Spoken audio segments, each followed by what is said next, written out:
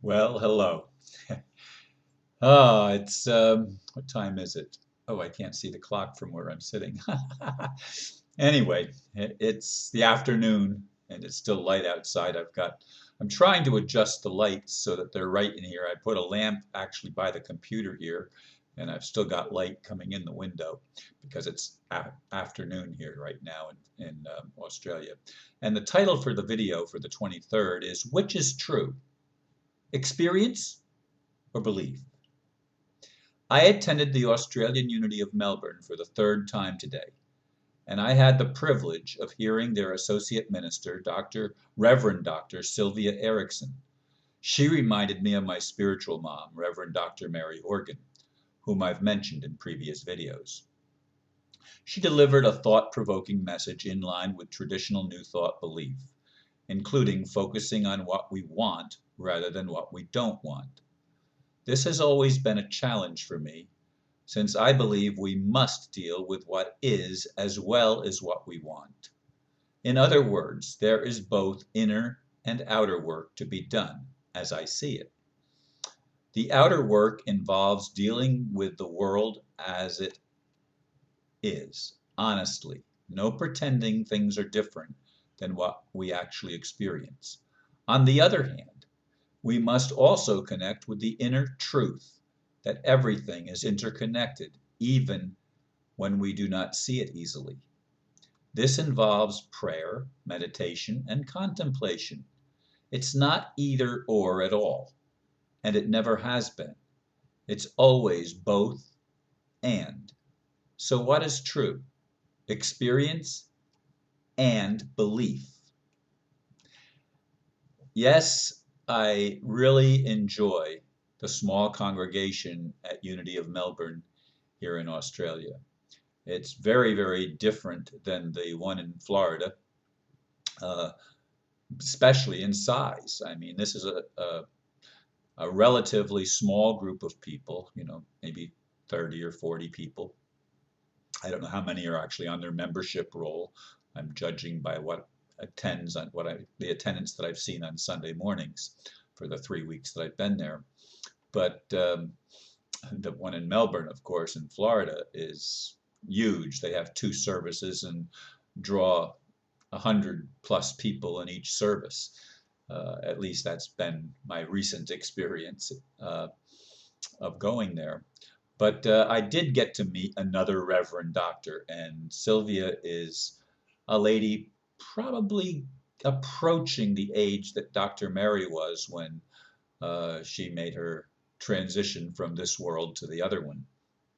Uh, in any case, her message was very well delivered. Uh, she went right along the lines of a New Thought presentation. And she also acknowledged that, in her own life, she faces her own challenges. She had broken her hip and it's still not healed. She still uses a walker and needs assistance to get up on the platform. And she's able to sit down and deliver her message. And that's important. She can't stand for the entire 20 or 25 minutes or however long the duration is. Uh, but she was very, very eloquent, a very fine speaker. And I've met some really wonderful people in that congregation. And thank God I got a ride to there and a ride back. I've only had to use the tram actually 3 times in the entire trip so far. And if I can help it, I won't have to ever use it again.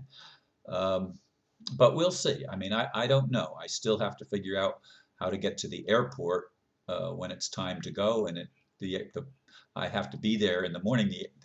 The hotel where I'm staying closes at 5 o'clock and doesn't open till 9, and so I'm wondering how am I going to check out when I would be checking out at the time that they're not even opened, and the doors are locked, and I mean nobody's here except maybe a cleaning crew, and that's about it. A cleaning crew in the morning, and they don't open the doors. So, in any case, which is true, experience or belief? Now, to me, they're both true. Again, it's both and. It's not either or.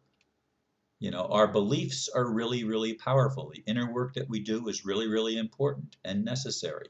And a lot of people that when they only focus on the external stuff and they don't do the internal work, to me, there's a lack of balance. Now, I personally feel that especially in the past couple years or so, I've had a year and a half anyway, I've been a little bit out of balance since I had my stroke and 3 heart attacks, and then lost my home, and I had issues with my family living under my roof, and other things that had come up during that time that were very big challenges for me.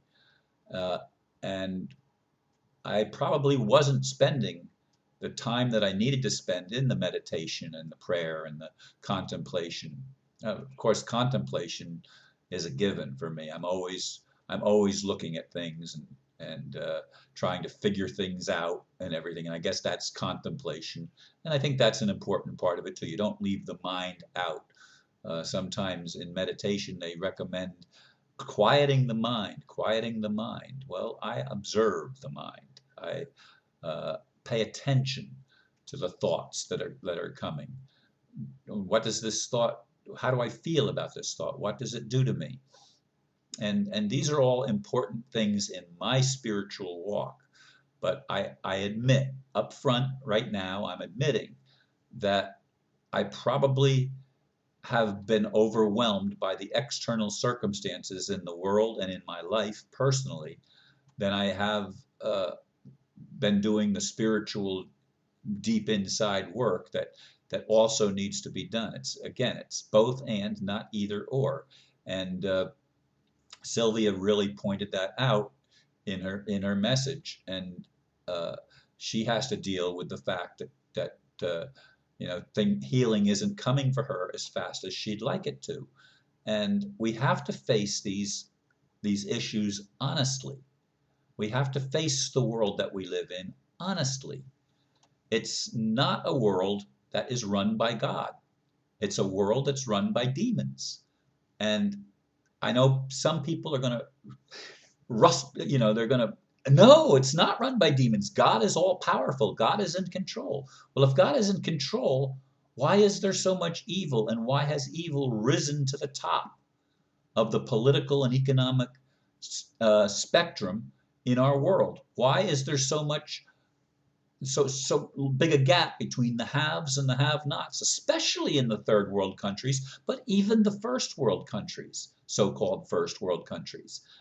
These things go on. So how do we address ourselves living on a planet that things do not appear as ideal as we'd like them in our best mindset?